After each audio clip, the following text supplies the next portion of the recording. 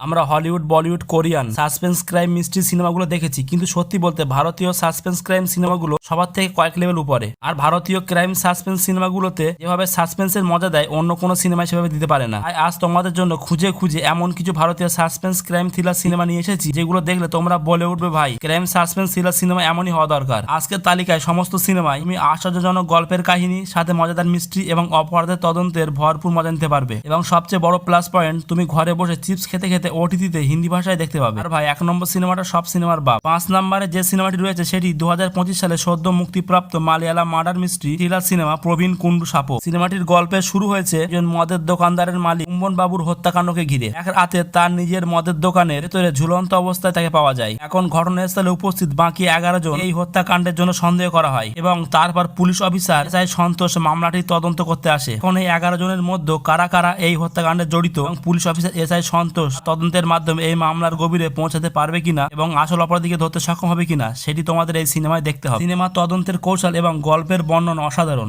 Master mind setup তৈরি করে প্রতিশোধ, ব্যক্তিগত ট্র্যাজেডি, খুনের রহস্য, সিনেমায় প্রতিটি উপাদান জাস্ট অসাধারণ ছিল। এই তালিকায় 4 নম্বরে রয়েছে জন লুথার। এটি একটি Malayalam psychopath crime investigative cinema. বৃষ্টির রাতে এক মোটরসাইকেল এবং পিকআপ ট্রাকের দুর্ঘটনা মুখোমুখি হয় এবং বাইক চালক প্রকাশ্য ঘটনাস্থলে মারা যায়। এখন এই স্বাভাবিক দুর্ঘটনা রহস্যময় হয়ে ওঠে। সার্কেল ইন্সপেক্টর জন লুথারের তদন্তে একটি নিখোঁজ স্কুল শিক্ষকের তদন্তের সাথে এই অ্যাক্সিডেন্টের ঘটনাটা জুড়ে যায়। এখন জন লুথার কি এই দুর্ঘটনার মধ্যে কানেকশন খুঁজে বার করে এটিকে সমাধান করতে পারবে কিনা সেটা তোমাদের সিনেমাটিতে দেখতে হবে। ভাই, সিনেমাটার BGM, sound mix, colour grading অনেক উন্নত। পাশাপাশি এর তদন্ত, সাসপেন্স এবং টুইস্ট যেভাবে ফুটিয়ে উঠেছে সিনেমাটিকে খুব আকর্ষণীয় করে তোলে। আমি সাজেস্ট করছি তোমরা একবার এই সাইকোপ্যাথ ক্রাইম থ্রিলার সিনেমাটি অবশ্যই দেখো। তোমরা সিনেমাটা অ্যামাজন প্রাইম ভিডিওতে দেখতে পাবে। এই তালিকায় 3 নম্বরে রয়েছে Malayalam comedy crime thriller cinema Purusha Pretham. একদিন গ্রামের একটি পুকুরে অচেনা একটি পচা মৃতদেহ পাওয়া যায়। যখন পুলিশ অফিসাররা এই মৃতদেহটিকে ময়নাতদন্তের জন্য নিয়ে যায় তখন তারা ভেবেছিল যে কেউ না কেউ হয়তো লাশটাকে নিতে আসবে, কিন্তু তাদের ধারণা ভুল প্রমাণিত হয়।